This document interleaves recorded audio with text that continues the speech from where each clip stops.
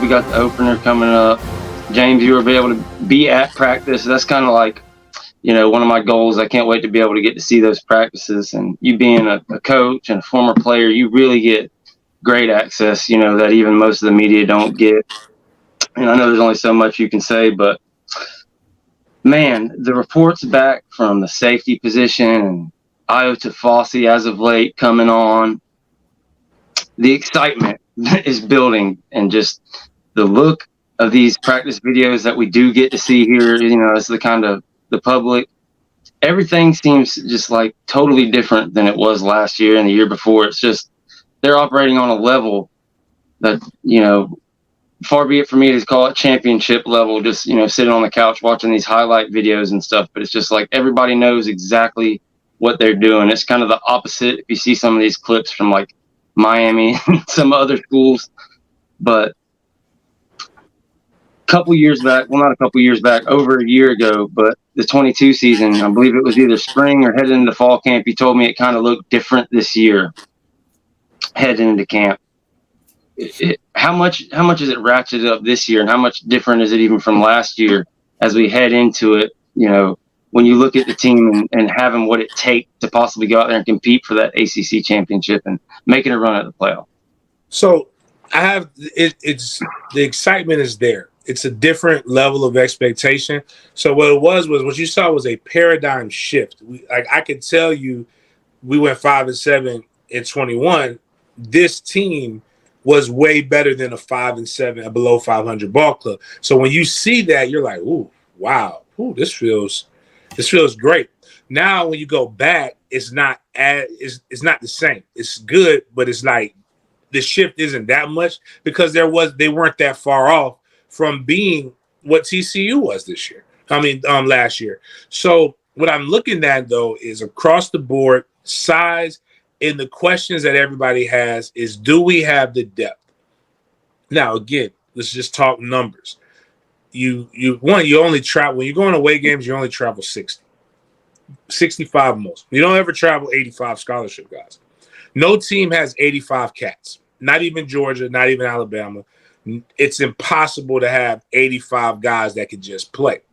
What you do, though, is you want to make sure your 2 deep is really, really good and a couple swing guys. If we're getting to that third string safety, I got news for you. National championship's probably not in our future because you got to be healthy.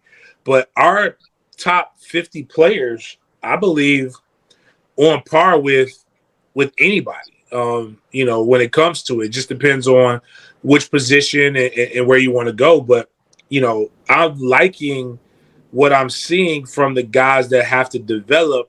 And I'm not just excited about this season. I know what Jared Verse can do. Don't give a damn if Jared Verse practices. I saw it last year. I know what Johnny Wilson can do. I know what some of these other guys. I know what Trey Benson can do. What I don't know is what Keziah Holmes can do. What I don't know is what Rodney Hill can do. What I don't know is what Brandon Fisk brings to the table, what Destin Hill brings to the table, what some of these line and how they participate and how they practice. I don't know what IoT can do. So what we're getting is in this part of camp. Now, once they get the game prep, things will change. But you're getting in the foundation building part of camp. I'm getting a chance to see a lot of guys, and my excitement isn't waning. Now, are they as good as maybe a Darrell Jackson would have been in this position? No. Well, Brandon Fisk is. He's everything that's advertised. But some of these younger guys, like, is Rodney Hill Trey Benson? No. Well, is Rodney Hill what Trayshawn Ward was when he first took over the starting job? Yeah. Yes, he is. Is Keziah Holmes is really good? Yeah. Is Sam Singleton, the freshman, good? Yeah. So that's what's impressive is when the vets know how to be a vet. So that means they know when to cut it on. They know they get mental reps. They're getting conditioning. They know when I get this, I'm not losing reps and I'm losing experience on the field. But young guys are getting quality reps and they're competing and they're banging against each other. But I'm going to say this. Ayo made me say Ayo at the end of goal line. He had 3 plays where he was absolutely unblockable. like just destroying stuff, wreaking havoc. And when I said that, they were like, he feels at home at nose. He's just so much stronger than most centers, and he knows he can overpower that guy with his bull rush, and he's just going to do it. And I think having guys like that aren't your starters only gives you hope for what the future is, because I think we're going to have a couple guys who are going to show us some flashes in some of these games, and you're going to be like, yo, the future's bright here. No doubt. We've been talking about Ayo, hyping him up. And I believe we had somebody in our last space, come talking trash, saying something about like, yeah, y'all love him. He's a fan favorite, but he's not a coach favorite or something like that. And then immediately, I guess, the next practice we get that report like you just brought up about Ayo killing it in that goal line drive. I believe one of the players tweeted out how unstoppable he was, et cetera, et cetera. I thought that was pretty funny. Chris, I know we've talked about quarterbacks a lot specifically as far as the practice, and even myself kind of fell for the kind of thing coming out of spring, thinking that AJ Duffy might get passed up and possibly transfer. We're looking at having 4 quarterbacks by the time Luke Cromenhawk shows up. What are you seeing or hearing about AJ Duffy and the whole quarterback room throughout camp so far? Well, I think a lot of people started counting AJ Duffy out during the spring game because they I don't know, man. I get that Brock is doing a really good job, and he is. He hasn't fell off at all. He's been very consistent. But AJ Duffy brings a little bit more maturity. Also, he's learned this playbook a lot quicker than I think most people would have anticipated. He's doing a really good job all the way around. And then here in the past, this whole fall, really, he's really shown his maturity. He's taken the chances down the field because that was his only question mark. He's trying to be too conservative with the football. He doesn't want to throw interceptions. He doesn't want to turn the ball over, which those are great qualities to have, but you have to be able to make those window throws. You have to be able to get the ball down the field.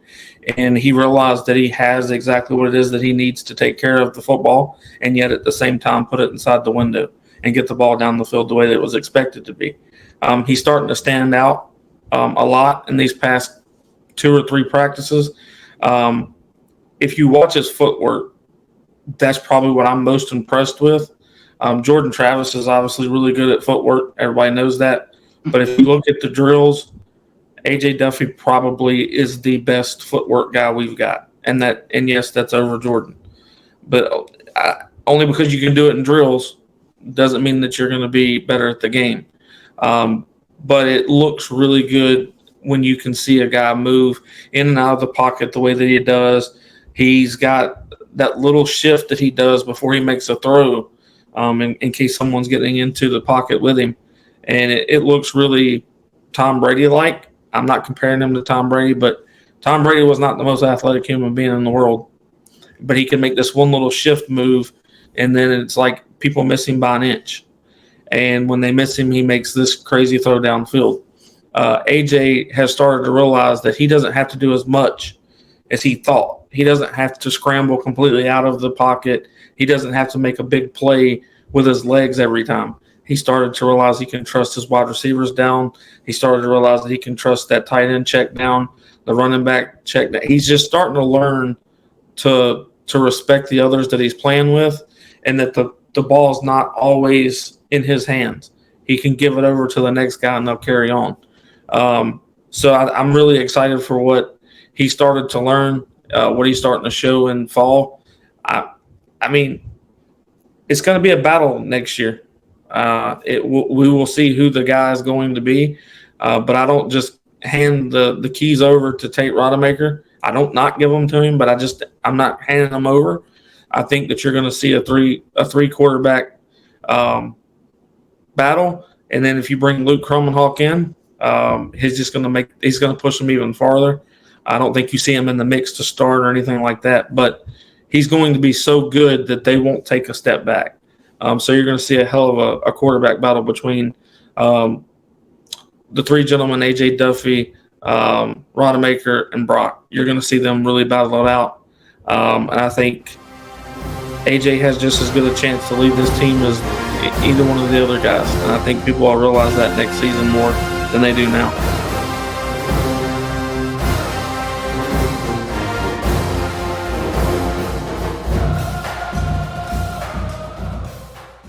Here's my thing, because everything y'all have said is true, everything Sam said is true, Chris said is true, James said is true. It's all different points of views, looking at the same thing. But there, and like Chris hinted on it earlier, there is no data for Jared Verse. There is no data for, you know, a Jaheim Bell. It just does not exist, okay? What year did the portal get instituted in the 1-year transfer? I'm pretty sure it was 20. So last year was like, it's the third year when you see results on the field from how people recruit, period. You can go back 100 years. So we saw year 3, which started off year 1 with the portal and the 1-year transfer, and we went 10-3, did great, and now we're, you know, playoff dark horses going into the seed. I'm betting the bank on you can stock your roster from the portal, because this is year 4. This is going to be the first year we get that data set.